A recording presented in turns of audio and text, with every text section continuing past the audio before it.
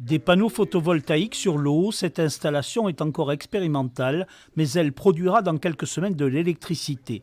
Ce projet est conduit par la Chambre d'agriculture, l'Université de Pau et Total Quadrant.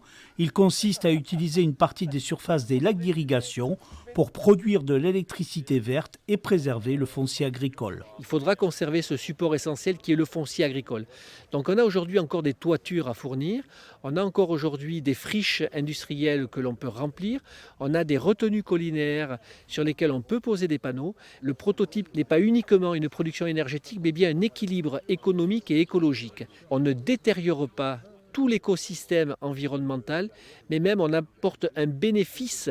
Adaptation au niveau de l'eau pendant l'irrigation, préservation de la lumière et oxygénation du lac, autant d'objectifs à atteindre par le projet. Environ 20% de la surface est utilisée, les flotteurs sont en plastique alimentaire. L'électricité produite sera en partie utilisée par l'exploitant, un arboriculteur.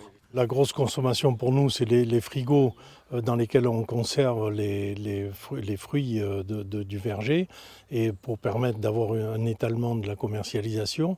Donc à partir du mois d'octobre-novembre, on a une grosse consommation et jusqu'au mois de mars, avril, ça fait des périodes où on consommera, je pense, pratiquement toute la production. Pour réussir ce pari, l'Université de Pau accompagne le projet avec le laboratoire de l'école d'ingénieurs en génie des procédés. L'objectif, créer une énergie verte. La particularité ici, c'est qu'on est sur un milieu qui a le niveau d'eau varie au cours de l'année. Donc c'est une contrainte supplémentaire, mais cette contrainte, elle nous a emmené à mettre en place des solutions technologiques qui nous permettent en complément de proposer une orientation dynamique. C'est-à-dire qu'on va orienter la plateforme pour suivre la course du soleil.